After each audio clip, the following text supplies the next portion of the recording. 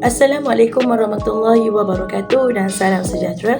Kami dari kumpulan 5 HJR 3043A akan membentangkan hasil penafsiran peta topografi Hulu Langat.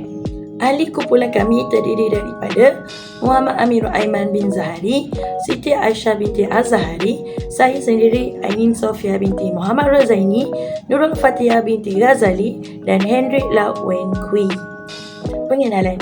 Daerah Hulu Langat merupakan daerah kelima terbesar di negeri Selangor yang terdiri daripada 7 buah mukim iaitu Ampang, Hulu Langat, Ceras, Kajang, Semenyih, Hulu Semenyih dan Beranang. Daerah ini terletak di dalam kawasan Lembah Kelang dengan keluasan 826.4 km persegi. Aspek-aspek yang akan dipertimbangkan termasuk ciri fizikal dan ciri budaya yang terdapat di atas peta topografi Hulu Langat. Sejauh manakah ciri-ciri fizikal yang terdapat di atas peta topografi Hulu Langat mempengaruhi jenis guna tanah dan taburan dan aktiviti ekonomi penduduk serta cadangan langkah-langkah yang boleh diaplikasikan untuk meningkatkan kemahiran menafsir peta, terutamanya peta topografi dalam kalangan pelajar sekolah menengah. Ciri fizikal yang terdapat pada peta topografi Hulu Langat ialah bentuk muka bumi. Kawasan tanah tinggi iaitu gunung, sebagai contoh Gunung Hitam ialah gunung terendah, Gunung Besar Hantu adalah gunung tertinggi.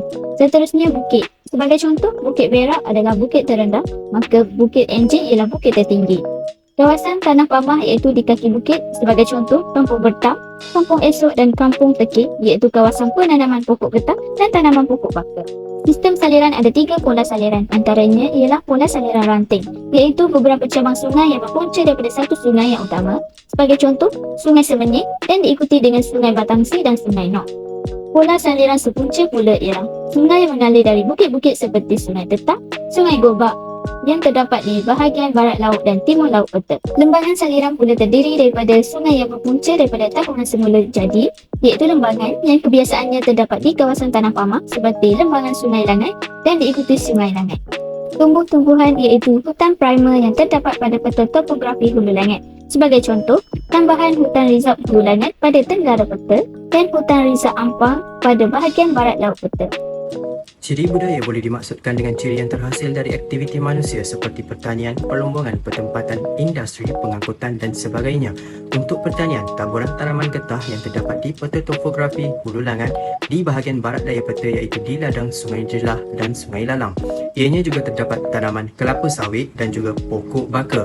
Seterusnya adalah pertempatan yang mana pertempatan terbahagi kepada 2 iaitu luar bandar dan bandar sebagai kawasan tepu bina.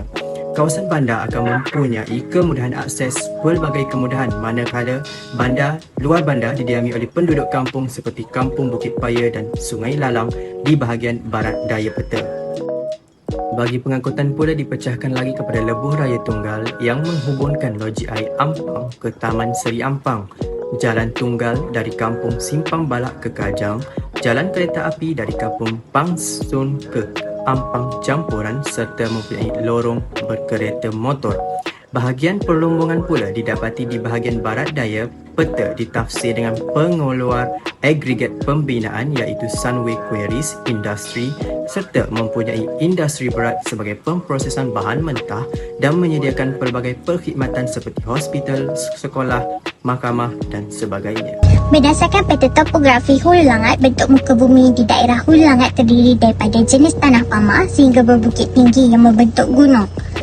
Jenis guna tanah adalah digunakan dalam sektor pertanian seperti ladang getah, ladang kelapa sawit dan pelbagai jenis tanaman pokok baka dan pokok bukan baka. Taburan ladang getah paling dominan di kawasan Hulu Langat. Kawasan yang paling luas yang menanam pokok getah adalah pada bahagian barat daya peta iaitu Hulu Semenyih. Contoh yang terdapat di dalam peta ialah ladang Sungai Jeloh pada rujukan grid 250318, ladang Sungai Lalang pada rujukan grid 325315 di bahagian barat daya. Oleh itu, aktiviti ekonomi yang dijalankan adalah seperti perindustrian kilang-kilang pemprosesan getah untuk kegunaan industri seperti kilang Mardet pada 3 darjah 5 minit 52 saat utara, 101 darjah 47 minit 50 saat timur yang terdapat di bahagian barat daya peta yang memproses latex menjadi barang keperluan industri.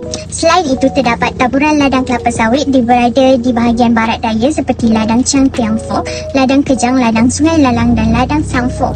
Ladang sawit terbesar di Hulu Langat ialah pada bahagian ladang Sungai Lalang pada keluasan kira-kira 4.5 hektar. Aktiviti ekonomi yang berkemungkinan yang dijalankan adalah seperti perindustrian produk yang merasaskan bahan mentah kelapa sawit, sebagai contoh minyak masak, set perawatan muka, ubat-ubatan dan sebagainya. Terdapat juga pelbagai jenis tanaman pokok baka dan pokok bukan baka di dalam peta.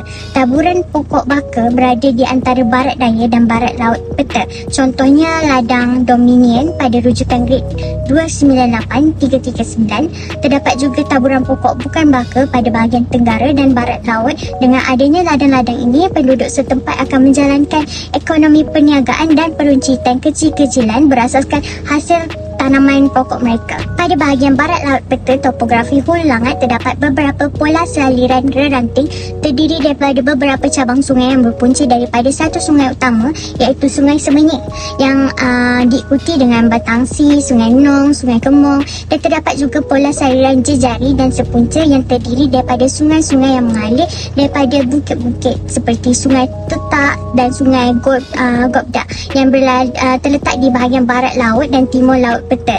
Di dalam peta juga terdapat saliran sungai terdiri daripada sungai-sungai yang berpunca daripada Takungan semula jadi yang kebiasaannya terdapat di bahagian kawasan Tanah Pamah seperti lembangan Sungai Langat dan sungai utama iaitu Sungai Langat diikuti dengan Sungai Perimbun, Sungai Sap, Sungai Tekali, Sungai Mucuk, dan aktiviti ekonomi yang bersesuaian dilakukan di sini ialah ekonomi pelancongan.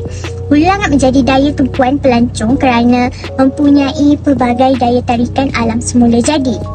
Pelancong menyumbang kepada ekonomi setempat melalui pembelian tiket, penginapan, chalet, homestay, makanan dan aktiviti hiburan yang disediakan. Mengikut peta topografi Hulu Langat, terdapat hutan primer seperti Rizab Hulu Langat, tambahan hutan Rizab Hulu Langat pada bahagian tenggara peta, hutan Rizab Hulu Gombak pada bahagian barat laut dan lain-lain. Aktiviti ekonomi penduduk yang bersesuaian dilakukan di sini ialah ekonomi pusat pelancongan. Bagi menikmati sumber alam, kebiasaan pelancong akan mencari rumah penginapan desa berdekatan dengan hutan yang mempunyai air terjun. Oleh itu, sumber ekonomi boleh didapati melalui perkhidmatan, penyediaan tempat tinggal dan aktiviti hiburan serta makanan. Taburan di bahagian barat laut peta juga terdapat taburan hutan sekunder. Aktiviti ekonomi penduduk yang setempat yang sesuai dijalankan di sini ialah perindustrian bahan mentah seperti batu galian, tanah liat yang digunakan dalam sektor pembangunan. Sebagai contoh, syarikat Golden Plus Granite pada rujukan grade 214489 dan kuari syarikat industri pada rujukan grade 280304. Antara langkah-langkah untuk meningkatkan kemahiran menafsir peta, terutamanya peta topografi dalam kembangan pelajar sekolah menengah, ialah dengan melakukan pendekatan yang sistematik dan berterusan, yaitu dengan mempelajari istilah-istilah kata kunci. Istilah-istilah kata kunci yang sering digunakan dalam peta topografi ialah seperti garis kontur, relief, bukit, lembah, dan sebagainya. Selain itu, langkah yang seterusnya adalah melakukan latihan mengukur jarak dan ketinggian yang mana akan melatih keterampilan matematik dan menafsir peta topografi, terutamanya dalam mengukur ketinggian bukit, gunung, dan koordinat. Di samping itu, kajian lapangan juga dapat meningkatkan kemahiran menafsir peta di mana para pelajar akan dibawa dan akan dapat melihat sendiri dengan lebih nyata apakah ciri-ciri pandang darat fisikal dan budaya yang terdapat di sesuatu kawasan. Kesimpulannya, berdasarkan penafsiran yang telah dilakukan di atas peta topografi Hulu Langat, kami mendapati bahwa peta ini memiliki ciri-ciri khusus yaitu ciri fisikal dan ciri budaya. Hal ini dikatakan demikian kerana peta topografi Hulu Langat ini mempunyai ciri fisikal kawasan tanah pamah yang banyak berbanding kawasan tanah tinggi, manakala ciri budaya ialah terdapatnya guna tanah seperti pertanian, pertempatan, pengangkutan, perlombongan, perindustrian, komersial, dan perkhidmatan. Seterusnya, peta ini juga telah memperlihatkan pola dan saliran yang dipengaruhi oleh aktiviti manusia. Tumpuan pertempatan di Hulu Langat lebih tertumpu di kawasan yang mempunyai infrastruktur yang lengkap, yaitu di kawasan bandar pada bahagian barat daya peta, manakala di kawasan luar bandar pula terdapatnya pola berjajar, pola berkelompok dan pola berselera. Taburan aktiviti ekonomi penduduk juga sangat bergantung kepada bentuk muka bumi serta kepadatan penduduk.